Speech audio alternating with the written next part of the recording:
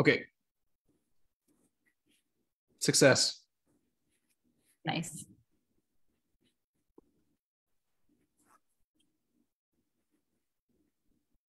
And this is why we wait. We got folks coming in. Yay, welcome.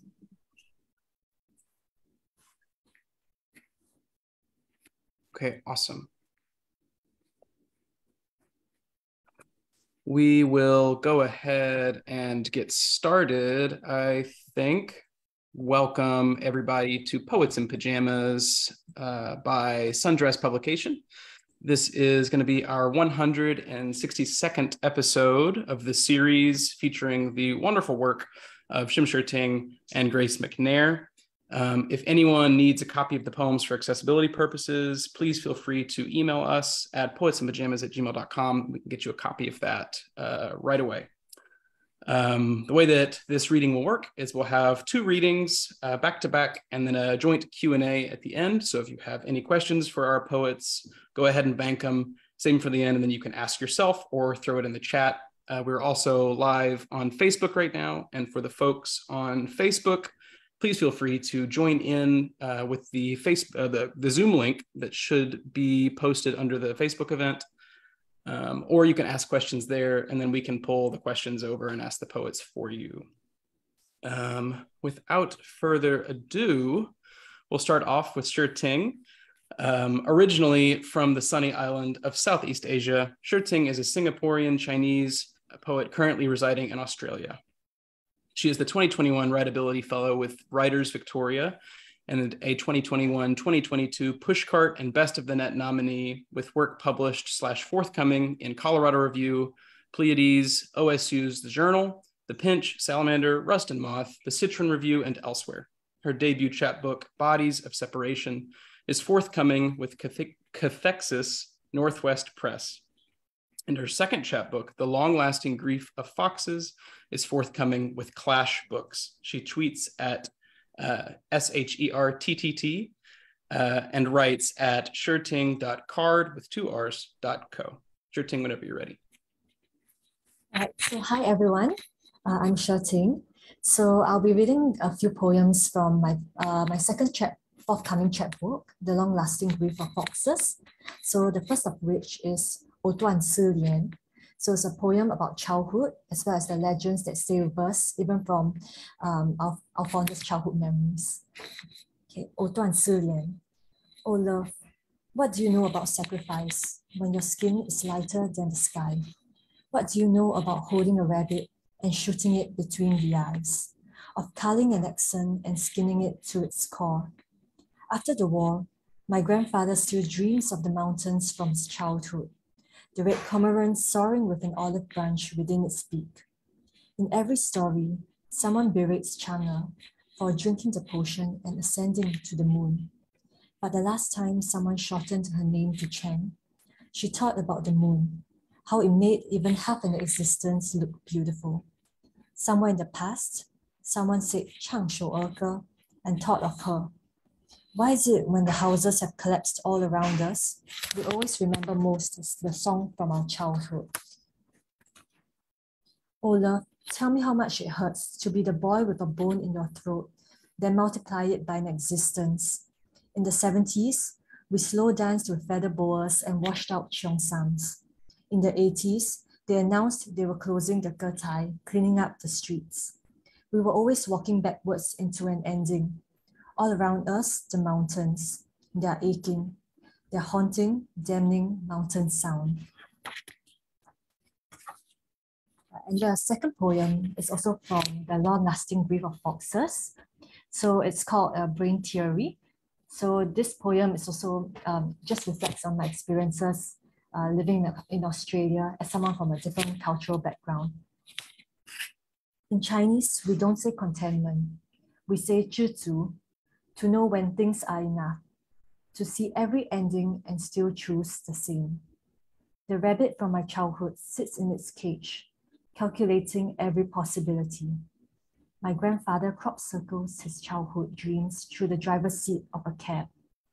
My grandma lets the white lady intercept her path on the plane and apologizes for existing.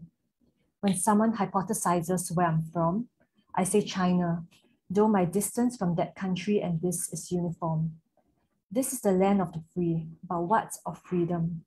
The mud skippers back home circle the lake, then up the mangrove trees. Here, the currents push back into history. Everything you wish it could be is on the other side of everything that is. The white man says something in Manglish and everyone laughs.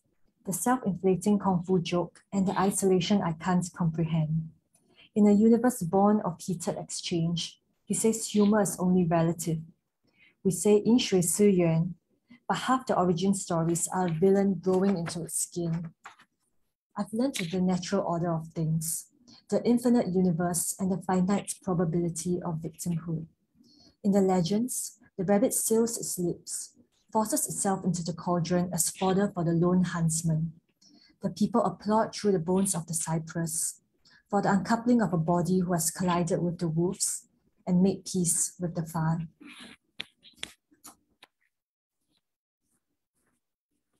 So my next poem will be Object Impermanence, also from the same chapbook, The Long-Lasting Grief of Foxes. Everything is a lesson in impermanence. Two yolks merging into a scallion sun, bouquets of bok choy peeling beneath the sink. 4,000 years ago, Li Bai wrote a letter home, found that ink takes 2 days to fade into watermark, even less to disappear without a scar. You said it's been a while since we've been to Yam Cha, and the shop around the corner has closed, but I've never liked that shop anyway. You've told me you've forgotten how to say the word that sounds a lot like, but not so much like love. And it's okay, we don't use it much anyway. But in all honesty, I never figured out the word you were referring to. Like the game of broken telephone we played when I was a child, I never understood what you meant to say. The hunger that never seemed to be about food.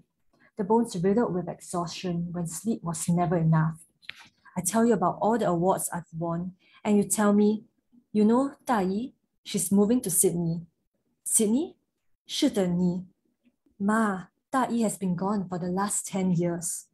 Sometimes on the phone, 2,000 miles apart, I can almost believe the people we're pretending to be. The girl who claimed her miracle, the mother whose proof a miracle wouldn't last. You tell me you're okay, but you still listen to Kang Ting Tinker and talk about running with the horses, occasionally conjure a family from ghosts. And I realize through the rattle of the breeze, the sodium lights, my body flashed a lonely island in my mother's skin. Maybe none of us ever are.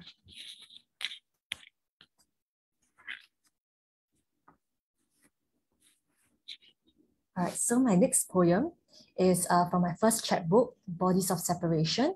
So it's titled Wound, and it also reflects on my experiences living in Australia. And the disconnect can feel I'm coming from a different cultural background. So, wound. This is the flag wound around my finger. The man across the table tells me to break my name in 3 places across the dotted lines. He tells me to hold my hand over my chest like a sinner rewriting a crime. Tells me to commit these clauses to memory like rivets through the hands. Somewhere across town, a man stands across the yard with a picket sign, yelling, "We don't sing songs about orphans here." The white sting of a blue sky and golden classic like napalm through the veins. Kesa. Or to hear the anthem of another gun against the temple of my people, the white rifle through the streets of Hong Kong. Hear the barrel open through the skull of a fallen soldier into a love profaned and deserted on the bed of an oriental princess.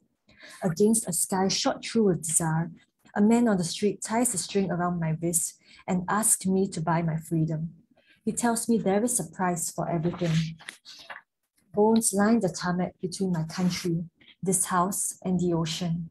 My mother tells me to avoid looking at the trees. But Ma, there are some things in this world far scarier than ghosts. I still hear the sound of my ancestral tablet breaking into 3. The wild thunder of my great-grandmother's voice rising like an anvil. Somewhere, a chord unravels like a foreign tongue. My mother's cry, like a stranger's kiss, follows me everywhere.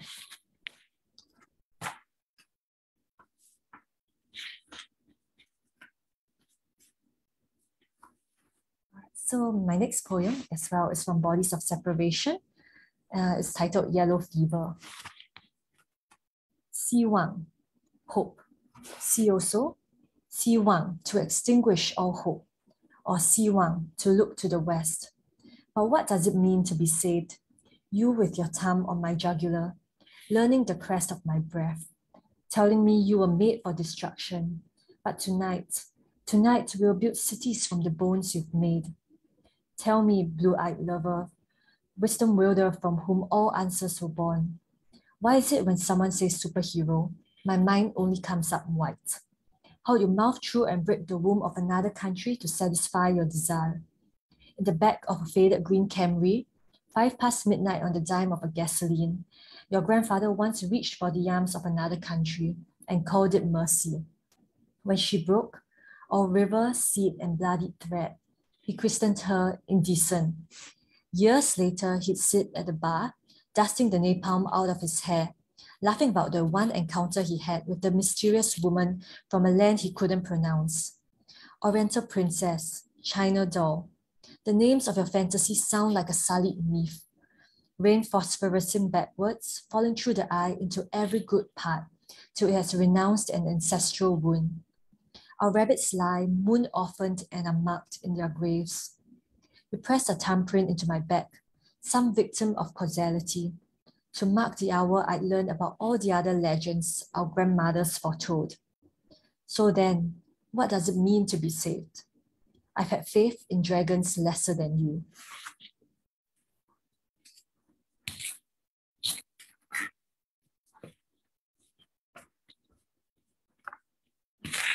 Okay, and this next poem is also from Bodies of Separation. It's titled 渴望, which also means to desire or to thirst or long for something. So every day, my mother calls and asks if I'm okay, when what she really means is, how's the weather? And I want to tell her it's 20 degrees and feels like something's about to die. Last weekend, someone broke into the local Asian grocers, wrote, "Go back to your country," in red block letters across the window. The owner arrived the next morning, swept up the glass shards, and reopened the store for the day. Last weekend, my friends and I watched Karate Kid, and they told me to raise my fists in a flying tiger dragon stance. They taunted, "Show us some kung fu, like come on, make yourself into something interesting." They said, "What doesn't kill you makes you stronger. But why does our existence have to be a fight?" The sun rises with the pounding of pestle or mortar, bleeds what burns from the skins of peppercorn and star anise. My skin silvers from bare knuckling what has always been cold to touch. The corpses in another headline, the silence that follows when you say, "Asia is not as poor as you think it is." When my mother calls, I say that I'm okay, when what I really want to say is, "Ma, the sun is the same here as it is back in our country. When it rains, it's a flood even God ignores." Yesterday, someone called out, "These Chinese" on the street, and I began running. They said yellow, and I knew they meant jaundiced, not sun-spangled, not starry-eyed. I ran till all around me, it was blue like the sky. And I wondered, if enough ocean passes through me, will I become luminous too? Will I become a color that even I could die to love?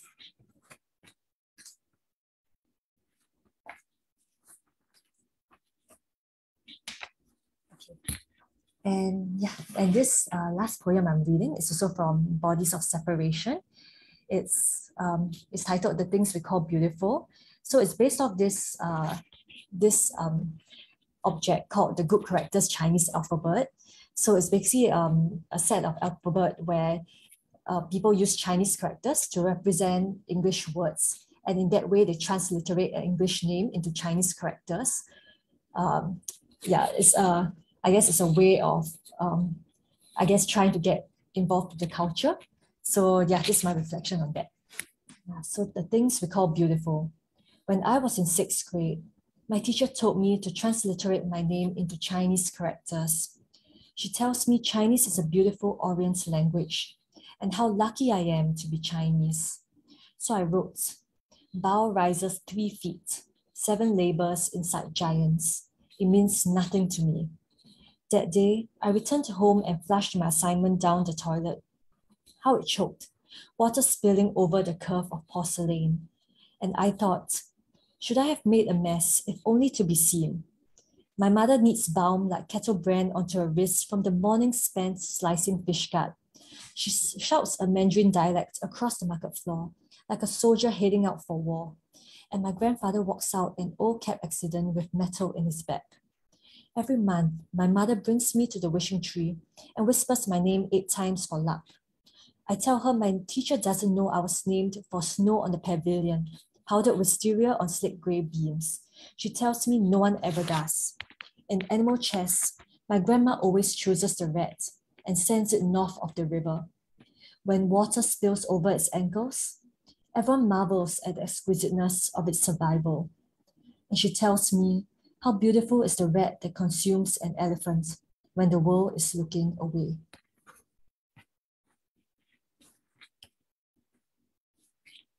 All right, thank you. Yeah, this is the end of my reading. Thank you so much, Sher Ting. That was absolutely lovely. We will roll right into the next reading from here. So Grace, if you are ready. Grace MacNair is a poet, teacher, and healthcare professional, born and raised in North Carolina. She currently lives in Brooklyn, New York. She holds a BA from UNC Chapel Hill and an MFA from Hunter College. She has received residencies and fellowships from Ragdale, Marble House Project, Virginia Center for the Creative Arts, Monson Arts, and the Carolyn Moore Writers House, Bread Loaf Writers Conference, and the Bread Loaf Translators Conference.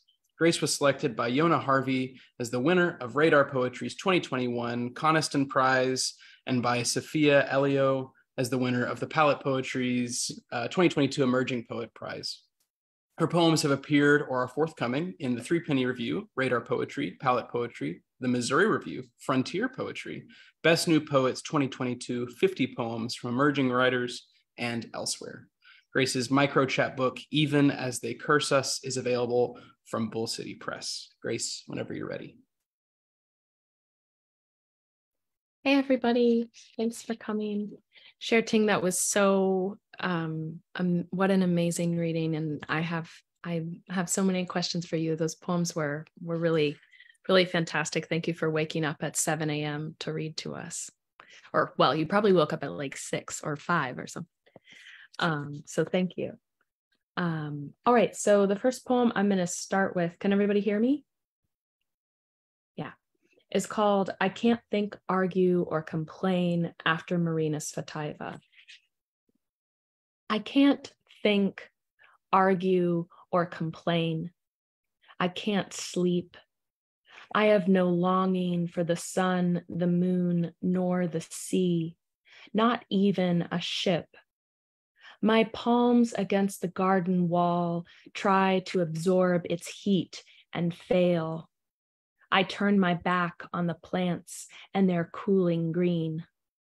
I don't long for desire or desire longing. I care nothing for the past, present, or future. I don't delight in the morning. The trams ringing and running means nothing to me. I am nowhere. I live outside the date, outside the day. I erase my name, forget the century. Forgot to set my timer.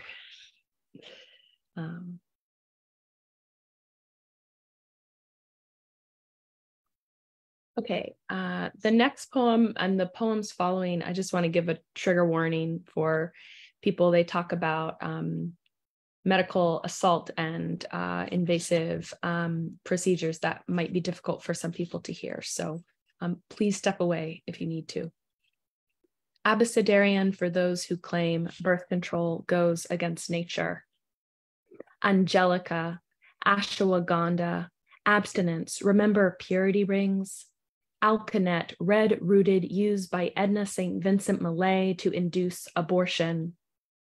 Acai juice, spermicide in 16th century BC Egypt, beeswax discs, bone shards of black cats, bundling boards Puritans placed between fully clothed unmarried lovers, bleach, beaver testicles rich in androgens still used by indigenous people in New Brunswick, crocodile dung, cedar rosin by suggestion of the Greek physician Aetios, cohosh, coat hangers, cotton root bark defiantly ingested by enslaved Africans, dilation and curettage, dung quai, Depo-Provera, diaphragms invented in Holland in 1882, electrocution, ergot, elephant feces mixed with water, flax soaked in menstrual blood, falling downstairs, ghee, palasha seeds and honey, gunpowder, hair anus hung round the neck, hypothermia, herb of grace, intrauterine device with copper or hormone releasing coils,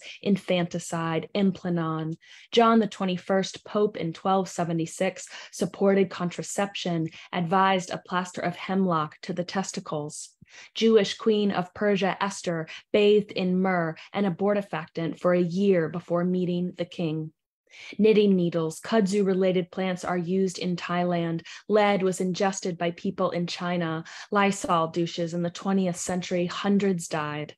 Lemon halves as cervical caps, Giacomo Casanova bragged about it. Liver of cat, leeches, lactational amenorrhea, mercury causing sterility, kidney failure, brain damage, death, magic, mossballs, mugwort, myrrh from Myrrha, the daughter of Cineras, who raped her until the gods turned her into a plant. Mifepristone and misoprostol. Male contraception, cheap, non-invasive, reversible. Invented in 1979, no drug company will trial it. And Duka people of New Guinea shaped leaves into chalices and inserted them vaginally. Opium, oiled paper discs stuck to the cervix, pomegranate seeds, maybe Persephone ate them on purpose. Papaya, pessaries of peppermint and sicklewort, pebbles, Plan B, paying a man $150 to beat your pregnant belly. Puerto Rican pill trials, the main funder asks for a cage of ovulating females. Pennyroyal, mentioned in Aristophanes' play Peace and Benjamin Franklin's The American Instructor. Pine, quinine suppository sold in London from 1885 to 1960. Queen Anne's lace still used in Watauga County, North Carolina. Rajasthani people use Queen Anne's lace seeds too. Rock salt soaked in oil, ruta graveolens of which Pliny the Elder wrote. Rubber cervical cap stamped with the word racial by Dr. Stope, a eugenicist. Seaweed, sponge soaked in spermicide, squirting cucumber from the Greek word ekbalion, abortion, favorite of Hippocrates and Linnaeus, sharpened stick, shooting yourself in the stomach, strychnine, suicide, Spanish pie, fly, pulverized, starvation, squatting over a pot of boiling onions, submersion in scalding water, St. Hildegard von Bingen, a medieval nun, prescribed abortifactants. Tubal ligation, turpentine, thuja, tear gas, turkey feathers, tansy, uterine removal by hysterectomy, vitamin C tablets in the 1970s. Some people experienced severe burns, Vitex, vasectomy, vinegar, vacuum aspiration, walking where a pregnant wolf has urinated thrice, weasel testicles, willow, wormwood, whale bones, waist binding in ancient Rome, New Zealand, and elsewhere. Xenophobic sterilization of Puerto Rican women without consent. Title X funds cut in 2019 from domestic and global clinics providing information on abortion.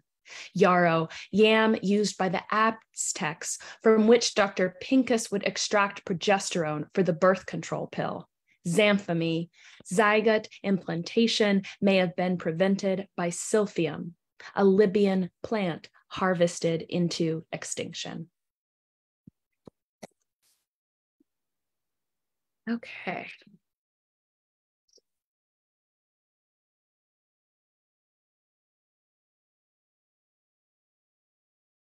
All right, so this next poem I wrote after going to the Met during the pandemic, and there was nobody around, and it was so strange and magical, but also very haunting to walk through the museum, through all of these cultures and artifacts of cultures that no longer existed, and to think like wow, like that's going to happen to us. Like there's going to be a point in history where we no longer exist in the way that we know. And someone, if the world survives, might walk through my society in this way. And it was really strange. And so I wrote this during the pandemic. The lower part of a marble-seated statue of Hygeia, who, unlike so many of the other statues, missing arms, legs, hands, and cocks, appears to have been sawed through at her iliac crests, the wing-like portion of the pelvis, the hips on which she could, if she had them, rest her hands. Were she not stone, the mess, the stench of her would be unbearable. I'm glad for her bloodless quiet, her mutilation so long past that the bright paint that once adorned her is visible only under a microscope. Edges that should be rough are smooth, as if she'd melted, consuming herself as candles do. I love the airy fullness of the museum in which she sits, the high-ceilinged rooms where light goes from bright to filtered to almost night.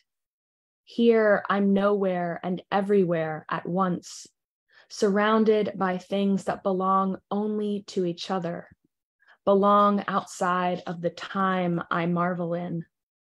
Hygeia's feet are missing. A serpent entwines her legs. Each scale is half the size of my palm.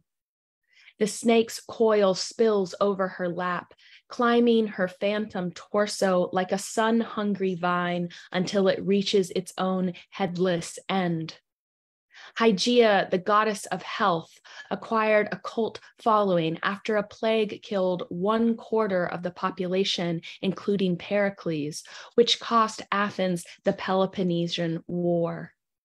Hygeia, daughter of Asclepius, the god of medicine, sliced from his mortal mother's dead body. Hearing stories like these in a time like this, I think grief is the most sacred form of love. Yet to avoid it, to protect those I cherish, I do almost anything. People once traveled to Hygeia's temple in Pergamon, shaved their heads in offering, purged themselves in the temple of her father, let snakes slither their bodies while they lay in the dark, drugged, hypnotized, praying for a vision or a cure. Some claim grief is a teacher, maybe, but only long after we're gone.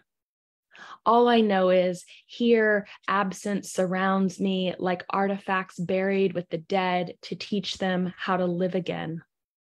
To Hygeia's right sits an urn, translucent blue, once used as a water jug. The ashes glimmer with rainbows caught in the uneven mouth-blown glass, while one room over, beyond a funerary crown of gold oak leaves and acorns thin as paper, a pair of oversized eyes, crafted for a statue, lies suspended in a glass case. Despite pockmarks in the frit glazing the marble sclera and the quartz irises, the obsidian pupils meet my gaze. Time retreats, rushes forward.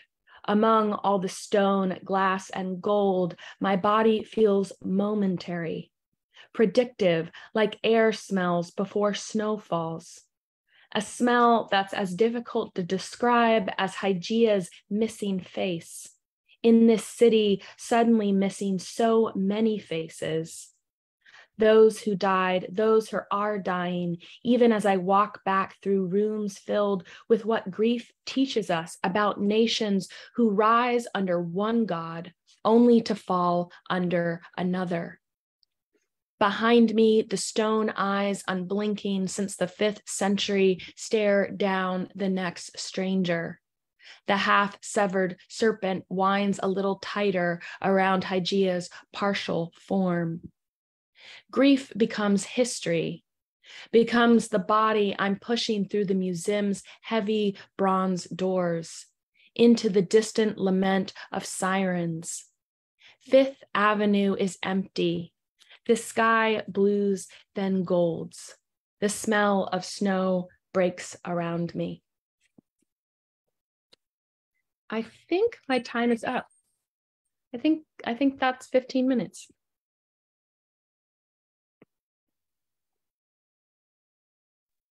Oh my gosh. Thanks. Yeah. Thank you so much for that, Grace. Two absolutely stunning readings. Thank you both.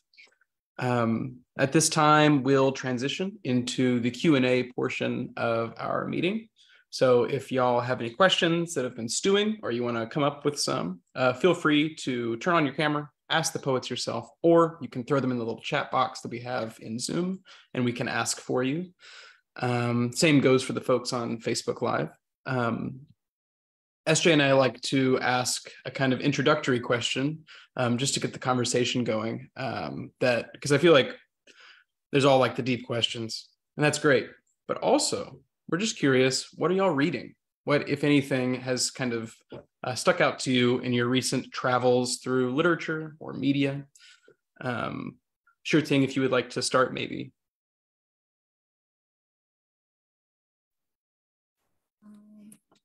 All right, so for me, I've just been reading a lot of poems, I guess from Natalie Diaz. So one poem which I particularly liked, which I think is quite a famous poem of hers, is so Manhattan is a Lenape word. And I love how she draws upon a lot of imagery, a lot of things that are closer to home, and she draws them into her poems. And that's always what I've sought to do as well, to draw from my own personal experiences, and also, and just like things which can bring, bring a new perspective, I guess, to my culture, to my poems as well.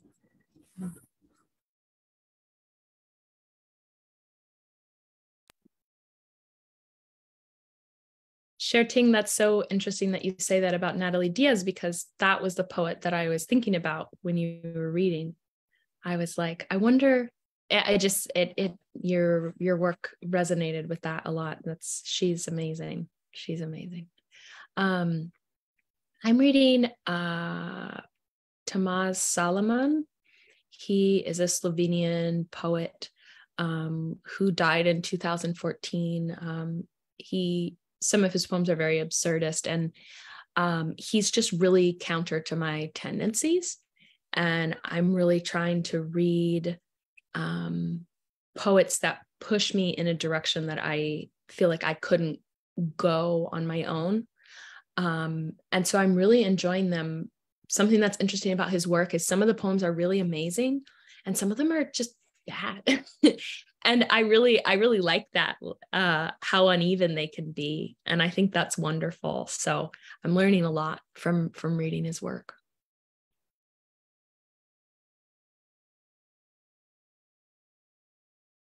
Awesome. Thank you both. Yeah, that sounds really interesting. Also, Diaz is just such an incredible poet. That did not come to mind when Sher Ting was reading, but now that y'all have mentioned it, it definitely comes through Sher Ting.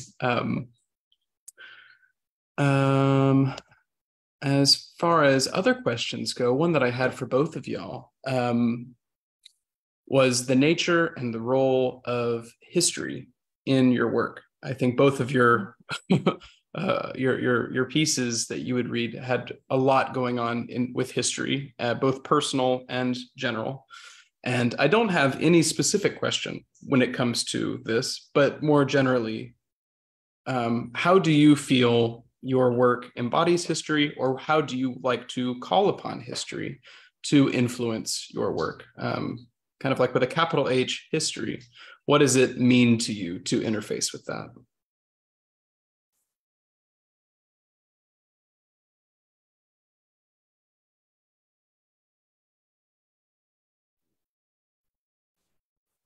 So actually for me, each poem, I seek to create each poem such that it's a time capsule that captures this moment in time, different moments of experiences which I've had. And I guess a lot of my poems also grapple with loss, like loss of certain cultural experiences, loss of language, the loss of understanding that occurs through translation.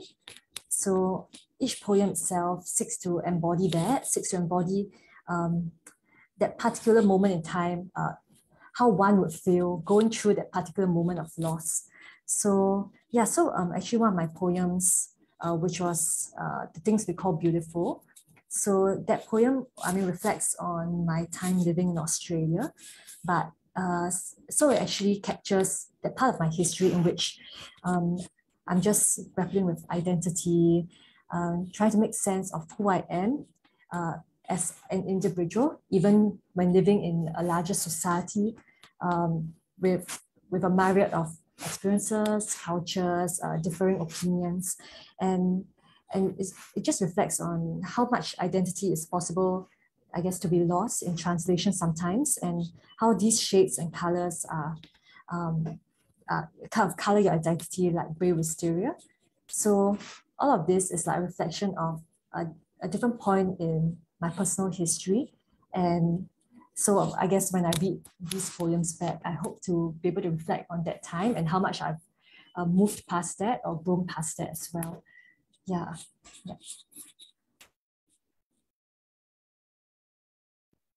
That's beautiful. I thought maybe you had chosen us to read together because of our use of history. I was wondering that when I was listening to Sher Ting read. I'm really interested in history, I think, for two reasons. One, because I have a hard time writing. I truly do.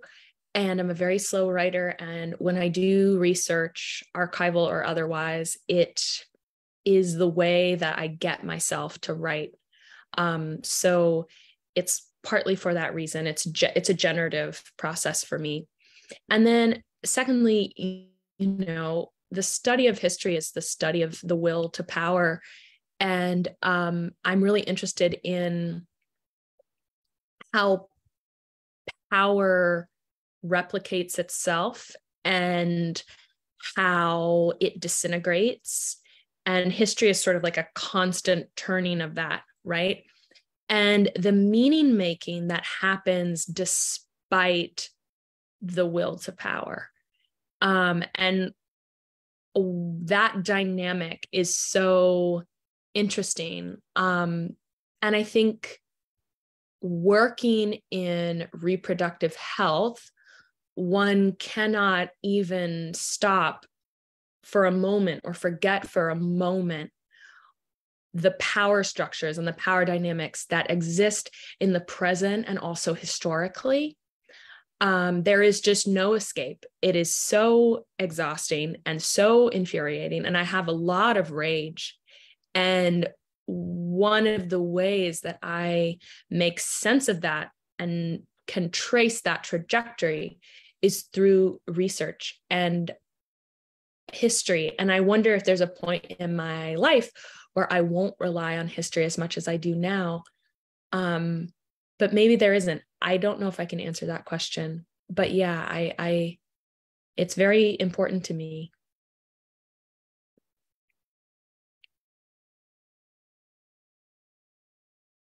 Thank you both so much. Such beautiful answers. And I also like how it can both, on the one hand, like as you said, Grace, just be generative, like merely generative. But then on the other, there is the social, political power importance to, there's like, I need to write a poem. I want to write a poem. Also, everything, the entire history of how everything relates to itself. So yeah, thank you both. Do we have any other questions that folks have or want to ask?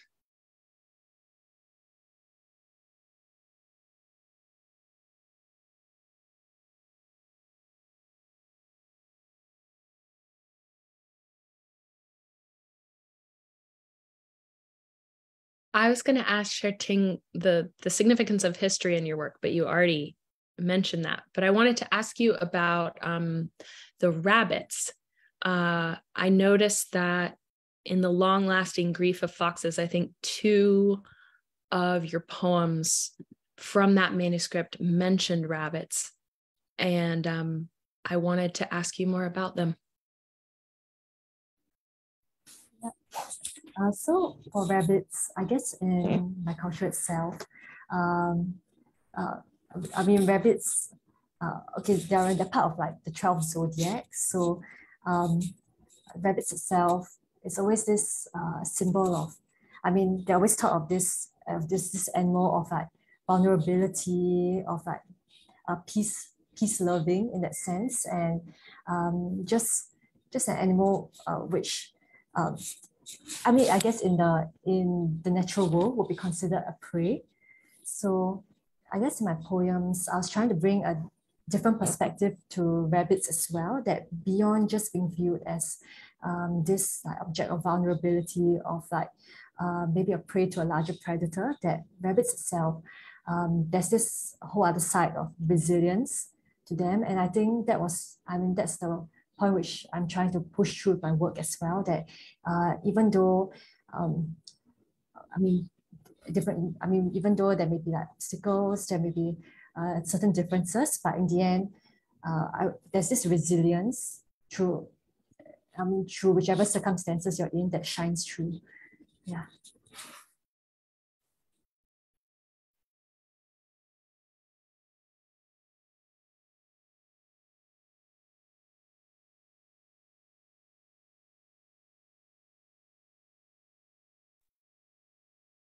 Hi. This has been really great. I don't have so much exactly of a question, but more since these questions that have been asked are really on point and really address the breadth of both the works that you've both shared.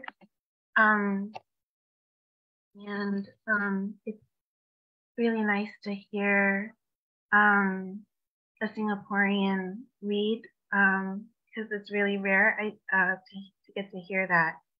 And yeah, when I hear you read, I hear my cousin all the way in Singapore. And as someone that lives in the States, the way in which you use language to kind of bridge those connections, like with having lived in Australia, it's really just like nice to see that in the content. And the same with yours, Grace, as like with the medical background as a health professional, it's like really refreshing to hear like all the references to herbs and like how do you channel like anger about like the systems that be into like these like remedies as like a solve, but also like, but I can hear the angst. And so like it's been really satisfying like hearing you both like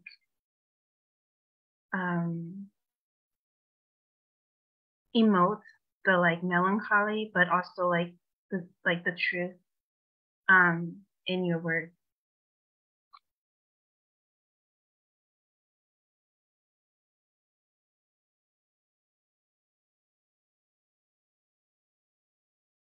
Thank you.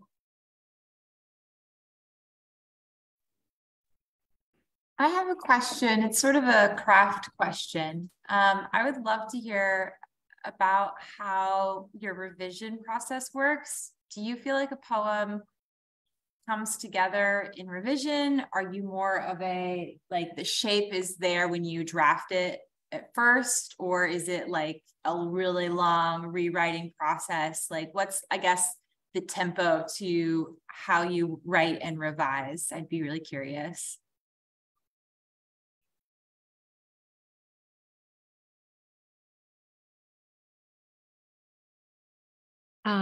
I revise forever and ever. So I write slowly and revise a lot.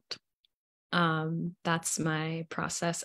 Recently, a few poems have been coming out with less need for revision, but that's pretty rare. So I think that for me, the real writing happens in revision, and I love revision. I'm excited by revision. The idea of having to create a new poem and pull it into the world is just terrifying.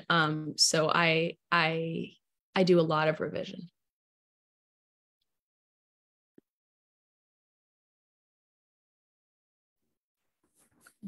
that's the same for me as well. So, I mean, usually I'll just come up with a couple of lines, like, I mean, I guess wherever I am, if I suddenly get an inspiration, I'll just jot those lines down.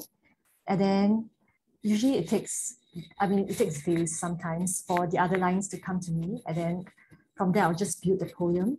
But even then, to create that flow and that voice that's consistent throughout the poem, it takes a lot of rewriting, I feel.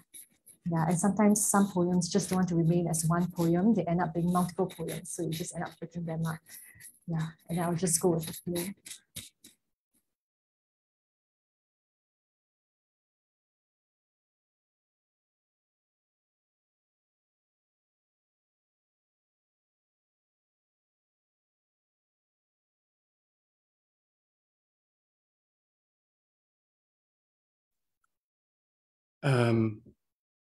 That is lovely to hear. That is something I need to hear. Revision for me is brutal.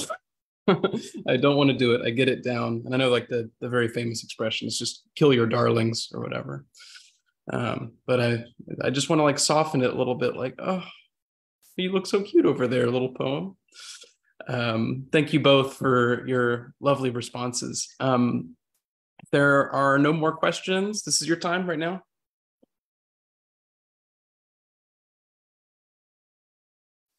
Then we will go ahead and end the reading. Thank you both so much for sharing your words, your testimony. It has been absolutely lovely hearing you read. Where can folks find your work and more about you?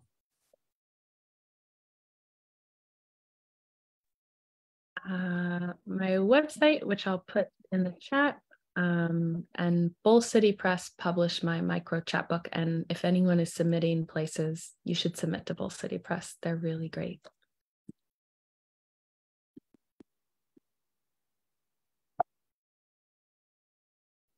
Yeah, you can also read more of my work at sherting.cart.co, or I've just created a new website as well, sherting.com. And then, yeah, Cathexis Northwest Press, my book, as well as cash books with my second chapbook. Yeah, thank you. I put my website in wrong. It's actually gracemacnair.com. So anyway, there we go. Awesome. Okay. Thank you both. This has been Poets in Pajamas 162. Please also keep up with us on Facebook, Poets in Pajamas. We also have a WordPress, Poets in Pajamas, where you can see all upcoming readings. And speaking of, on the 27th, August 27th, we'll have our 163rd reading featuring the work of Sarah Sarai and Milia Majakovic, which will be lovely. So please come on back for more poetry. Until next time, Sher Ting, Grace, thank you so much. Thank you.